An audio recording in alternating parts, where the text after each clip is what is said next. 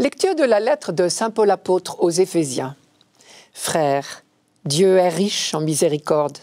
À cause du grand amour dont il nous a aimés, nous qui étions des morts par suite de nos fautes, il nous a donné la vie avec le Christ.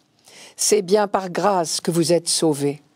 Avec lui, il nous a ressuscités et il nous a fait siéger aux cieux dans le Christ Jésus.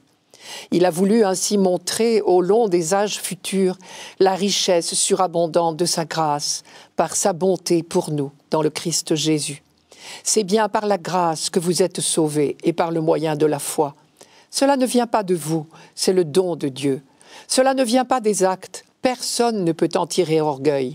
C'est Dieu qui nous a fait, il nous a créés dans le Christ Jésus, en vue de la réalisation d'œuvres bonnes qu'il a préparées d'avance pour que nous les pratiquions. Une fois de plus, on est émerveillé de la cohérence de toute la Bible. C'est dans cette même lettre aux Éphésiens, un peu plus haut, que Paul a déployé cette fresque extraordinaire du dessein bienveillant de Dieu, qui est pour lui la clé de lecture de toute l'histoire humaine. Et ici, il ne fait que continuer et développer cette méditation. Nous connaissons bien cette phrase, mais je vous la rappelle. Dieu nous a fait connaître le mystère de sa volonté, le dessein bienveillant qu'il a d'avance arrêté en lui-même pour mener les temps à leur accomplissement. Réunir l'univers entier sous un seul chef, le Christ. Littéralement, c'est récapituler en Christ ce qui est dans les cieux et ce qui est sur la terre. Dans le texte d'aujourd'hui, Paul reprend, développe les deux idées maîtresses de cette phrase. Premièrement, le dessein de Dieu est bienveillant. Deuxièmement, son projet, c'est de tout réunir en Jésus-Christ. Premièrement, le dessein de Dieu est bienveillant. Le vocabulaire de Paul est extrêmement répétitif. Et cette insistance est évidemment intentionnelle. Dieu est riche en miséricorde, le grand amour dont il nous a aimés, le don de Dieu, sa bonté pour nous, la richesse infinie de sa grâce. Et le mot « grâce » revient 3 fois dans ces quelques lignes. La richesse de la miséricorde de Dieu, ce n'est pas une découverte de Paul ou du Nouveau Testament. Paul l'a apprise dans son catéchisme juif. C'était justement la grande découverte du peuple d'Israël dans l'Ancien Testament. Je cite, « Comme la tendresse du Père pour ses fils, ainsi est la tendresse du Seigneur pour celui qui le craint, c'est-à-dire celui qui lui fait confiance. » C'est dans le psaume 102, 103. Mais on le sait bien, un amour peut être méconnu. La méprise sans cesse renaissante de l'homme sur les intentions de Dieu est l'un des thèmes majeurs de l'Ancien Testament. La juxtaposition des 2 récits de création dans le livre de la Genèse en est un exemple. Premier récit, ce merveilleux poème, scandé par le refrain « Et Dieu vit que cela était bon », parce que le projet de Dieu n'était que bon, son dessein n'était que bienveillant. Deuxième récit, l'homme n'a pas su résister à la tentation du soupçon.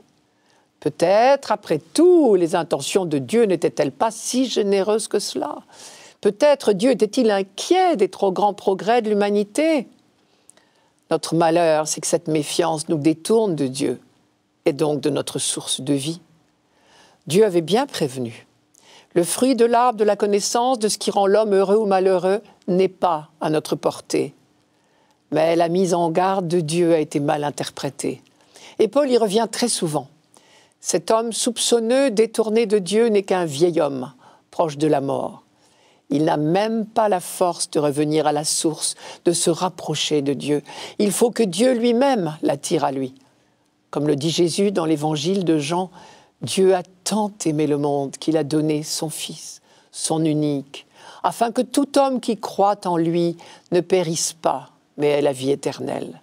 Car Dieu n'a pas envoyé son Fils dans le monde pour juger le monde, mais pour que le monde soit sauvé par lui. » C'est notre évangile de ce dimanche.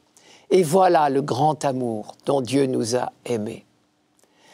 Deuxièmement, le projet de Dieu, c'est de tout réunir en Jésus-Christ. Et Paul emploie à plusieurs reprises les expressions « avec lui » ou « en lui ». Dieu nous a fait renaître avec le Christ. Avec lui, il nous a ressuscités. Avec lui, il nous a fait régner aux cieux. Il nous a créés en Jésus-Christ, par sa bonté pour nous dans le Christ Jésus.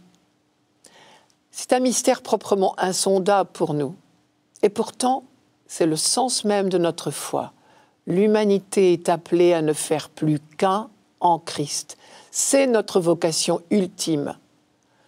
Il faut bien reconnaître que nous en sommes encore loin. Et pourtant, toutes les expressions de Paul sont au passé. Ce qui veut dire que dans une certaine mesure au moins, cette solidarité, cette réunion est déjà accomplie. Enfin, Paul précise, c'est bien par la grâce que vous êtes sauvés et par le moyen de la foi. Cela ne vient pas de vous, c'est le don de Dieu. Cela aussi, l'Ancien Testament l'avait déjà découvert. Il suffit d'écouter Moïse parler au peuple dans le livre du Deutéronome, je cite, « Si le Seigneur s'est attaché à vous et s'il vous a choisi, ce n'est pas que vous soyez le plus nombreux de tous les peuples, car vous êtes le moindre de tous les peuples, mais c'est que le Seigneur vous aime. » Ou bien encore Isaïe, « Tu vaux cher à mes yeux, tu as du poids, et moi je t'aime. » Au fond, il faudrait modifier le proverbe. On dit volontiers, c'est la foi qui sauve. En réalité, dit Paul, c'est la grâce qui sauve. Nous n'y sommes pour rien. Donc cessons une bonne fois de parler de mérite.